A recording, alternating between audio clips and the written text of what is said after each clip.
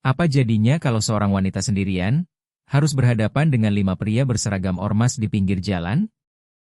Mereka tidak tahu siapa yang mereka hadapi. Mereka pikir ini hanya wanita biasa. Tapi mereka salah besar. Simak sampai selesai cerita ini nanti dan jangan lupa tinggalkan pesan di kolom komentar. Assalamualaikum teman-teman. Apa kabar? Semoga semua dalam keadaan sehat. Namanya Devi, usianya baru 25 tahun, dan ia bukan wanita biasa. Ia adalah seorang poluan muda yang baru saja ditugaskan di salah satu daerah di Jawa Barat. Di balik wajahnya yang kalem dan senyumnya yang lembut, tersimpan kemampuan bela diri tingkat tinggi. Ia pernah menjuarai kejuaraan pencak silat tingkat provinsi saat masih di pendidikan. Prestasinya di kepolisian pun tak main-main, beberapa kali mendapatkan penghargaan karena keberaniannya saat bertugas. Tapi hari itu, Devi tidak sedang dalam misi besar atau operasi penting. Ia hanya akan pergi ke kantor seperti biasa. Mengenakan pakaian biasa, tidak berseragam, menyetir sendiri mobil sedan hitam miliknya. Udara siang itu cukup panas. Jalanan ramai seperti biasa. Devi menyetel musik lembut sambil melirik jam di dashboard. Masih sempat, pikirnya. Tapi tak disangka, perjalanannya hari itu akan menjadi pelajaran bagi banyak orang, terutama bagi 5 pria yang salah memilih korban. Lampu merah di perempatan Karangjati menyala terang. Mobil-mobil berhenti berjejer. Devi berhenti di barisan ketiga, membuka kaca sedikit untuk sirkulasi udara. Tak ada firasat buruk. Semuanya terasa normal. Namun dalam hitungan detik, suasana berubah. Datanglah 5 pria berseragam ormas, berjalan mendekat ke mobil-mobil satu persatu. Salah satu dari mereka mendekati kaca mobil Devi, mengetuk-ngetuk kaca dengan tangan kasar. "Bu, bantu sedikit buat keamanan jalan. Kawasan ini kami yang jaga," katanya dengan nada yang terdengar lebih seperti perintah. Devi menoleh pelan. Tatapannya tenang, tidak panik, tapi jelas tak nyaman. "Maaf ya, saya sedang buru-buru." "Mungkin lain kali," jawab Devi singkat dan sopan. Namun pria itu tidak pergi. Malah menyandarkan tangannya ke jendela mobil. "Ah, sebentar aja, Bu. Jangan pelitlah. Di sini banyak yang ngasih kok, daripada ada yang gak enak," ucapnya sambil menyeringai. Devi menarik napas. Beberapa pengendara lain tampak menghindari tatapan, memilih memberikan uang kecil untuk menghindari masalah. Salah satu pengendara motor bahkan terlihat ketakutan, langsung memberikan uang tanpa bicara. Sementara itu, 2 dari 5 pria itu mendekat ke sisi lain mobil Devi. Satu dari mereka bahkan sempat bercanda dengan nada menggoda. "Wih, ibu cantik nih. Sendirian ya?" Devi tahu ini bukan sekadar minta uang. Ini sudah masuk ke wilayah intimidasi dan pelecehan. Ia tahu, sebagai warga biasa, ia bisa saja pergi, memberi uang dan melanjutkan perjalanan.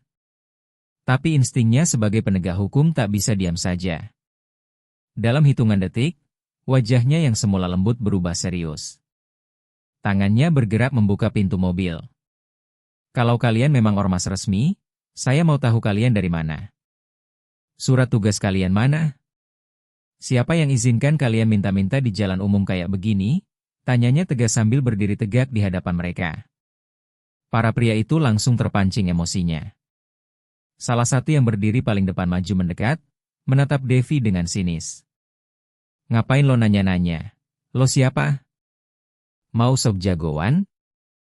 Dan saat tangan salah satu dari mereka berani menyentuh bahu Devi, itulah awal dari semuanya berubah. Satu sentuhan kasar di bahunya, itu cukup untuk memicu naluri seorang penegak hukum. Mereka pikir dia wanita biasa. Mereka lupa, dia adalah seorang poluan, dan mereka baru saja menyentuh api yang tidak boleh disentuh. Begitu tangan kasar pria itu mendarat di bahu Devi, gerakannya langsung refleks.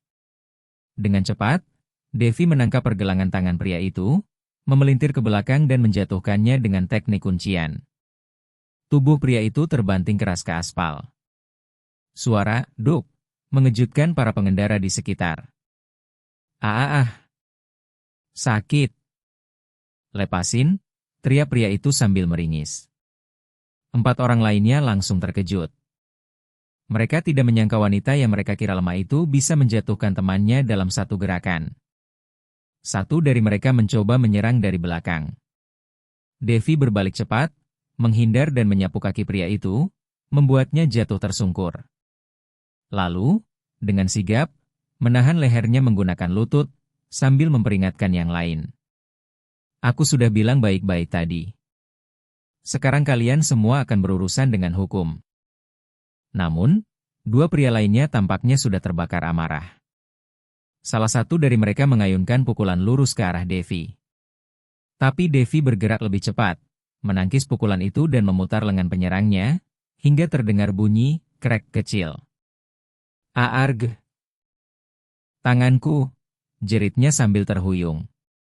Warga sekitar mulai menonton dari kejauhan. Beberapa mengeluarkan ponsel, merekam kejadian tersebut. Jalanan menjadi saksi aksi bela diri luar biasa dari seorang wanita muda melawan 5 pria dewasa bertubuh besar. Sisa 1 orang mencoba melarikan diri, tapi Devi mengejarnya, menggunakan teknik tangkapan cepat dan menjatuhkannya ke trotoar. Dalam waktu kurang dari 10 menit, kelima pria berseragam ormas gadungan itu berhasil dibekuk seorang diri oleh Devi. Salah satu dari mereka, sambil terengah-engah dan duduk lemas di pinggir jalan, hanya bisa berkata lirih. Astaga, ini cewek apaan sih?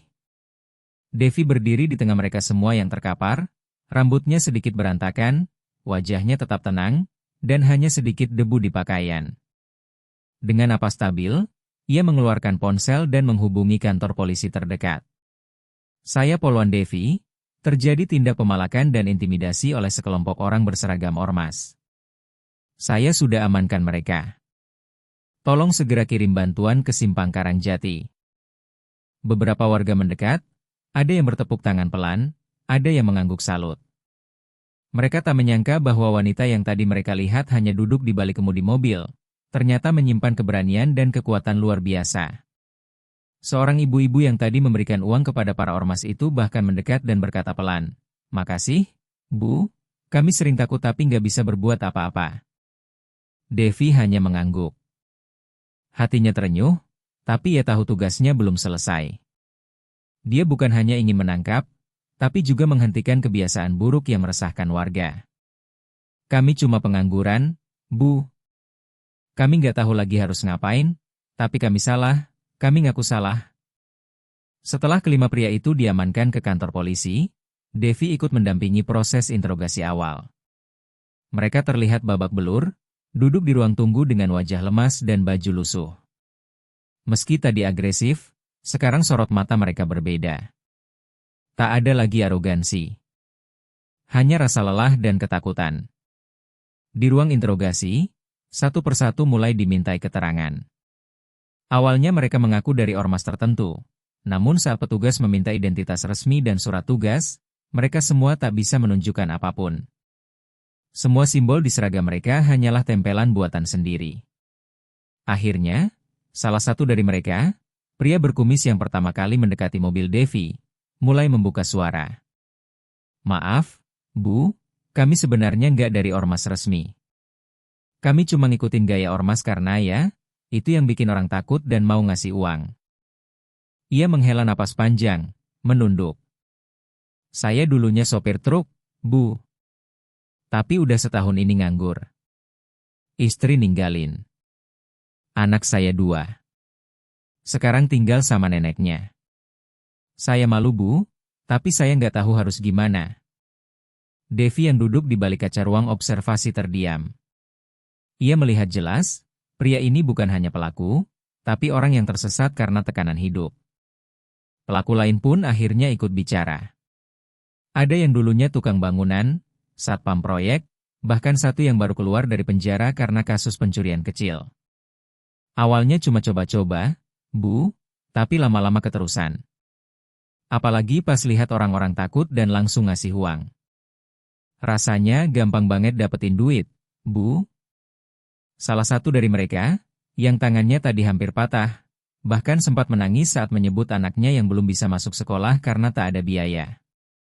Devi hanya memandanginya dari balik kaca, Ada rasa kesal, prihatin, dan campuran iba. Bukan karena mereka jahat, tapi karena mereka nyerah pada keadaan. Tapi tetap saja, itu bukan alasan untuk memeras dan menakut-nakuti orang lain. Kapolsek yang memimpin penyelidikan kemudian memberi keputusan untuk memproses mereka sesuai hukum. Namun, Devi, yang masih memendam rasa ingin menyelesaikan ini dengan cara yang lebih dari sekadar penangkapan, meminta izin untuk bicara langsung dengan para pelaku. Saat mereka duduk melingkar di ruang bimbingan, Devi masuk, tanpa seragam, hanya mengenakan kemeja hitam dan celana panjang. Wajahnya tak lagi garang. Tapi tatapannya tetap tajam, seperti ingin menembus hati mereka. Saya tahu kalian kesulitan. Tapi tahu nggak, apa yang kalian lakukan tadi bisa saja berujung petaka? Kalian bukan cuma bikin orang takut. Kalian melanggar hukum. Menodai rasa aman orang-orang di jalan. Kelima pria itu menunduk. Tak ada satupun yang berani membalas pandangannya. Tapi saya juga tahu, kalian bukan orang jahat. Kalian cuma terlalu lama hidup dalam tekanan sampai lupa caranya bertahan dengan benar. Tapi sekarang, kalian punya pilihan. Kalian bisa terus jadi orang yang ditakuti tapi hina. Atau, mulai jadi orang yang mungkin sederhana, tapi bermartabat. Di saat itu, salah satu dari mereka, pria yang tadi mencoba melarikan diri, mengangkat tangan perlahan. Kalau saya mau berubah, Bu, apa masih bisa? Devi tersenyum tipis. Selama kalian masih hidup, kalian masih punya kesempatan. Beberapa minggu setelah kejadian itu, Devi kembali melewati simpang Karangjati. Kali ini suasananya berbeda. Tak ada lagi orang-orang berseragam gadungan berdiri di pinggir jalan. Lalu lintas lancar, wajah-wajah pengendara terlihat lebih tenang. Saat lampu merah menyala, Devi memperhatikan sekeliling. Tepat di seberang jalan, ia melihat sebuah gerobak sederhana bertuliskan, kopi dan roti bakar rakyat. Di belakang gerobak itu berdiri dua pria yang wajahnya sangat ia kenal. 2 dari 5 pria yang dulu pernah ia tangkap. Mereka kini mengenakan baju polos, tersenyum sambil melayani pembeli, dan tampak lebih segar, lebih percaya diri. Devi turun dari mobil, berjalan mendekat. Salah satu dari mereka langsung menyadari siapa yang datang, lalu tersenyum lebar dan memberi hormat kecil. Bu Devi. Wah, nggak nyangka ibu mampir. Devi membalas dengan anggukan. Kalian benar-benar berubah ya? Tanyanya sambil memandangi gerobak sederhana itu. Iya, Bu. Kami akhirnya sadar. Setelah keluar, kami dibantu oleh salah satu ustaz di kampung untuk memulai usaha kecil-kecilan. Yang penting halal, Bu. Yang lain kemana? Tanya Devi. 3 orang lainnya ikut kerja bangunan di proyek dekat sini. Kami masih sering berkomunikasi. Kami saling menjaga, Bu. Supaya nggak kembali lagi ke jalan yang salah. Devi tersenyum. Ada rasa lega dan bahagia yang sulit dijelaskan.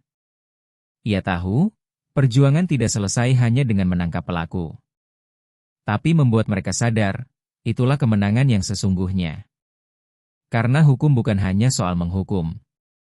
Tapi juga soal memberi arah, agar orang bisa pulang ke jalan yang benar. Sebelum pergi, Devi menyelipkan uang ke dalam kotak donasi kecil di gerobak itu. Ini bukan sedekah. Ini untuk bayar roti dan kopi. Tapi nanti aku ambilnya besok ya, katanya sambil bercanda. 2 pria itu tertawa kecil, terlihat jauh berbeda dari sosok mereka yang dulu. Saat Devi kembali melanjutkan perjalanan, ia menatap ke depan dengan tenang. Di kaca spion, ia melihat gerobak itu tanda bahwa harapan tak pernah benar-benar hilang, bagi mereka yang mau berubah. Terima kasih sudah menonton video ini. Wassalamualaikum warahmatullahi wabarakatuh.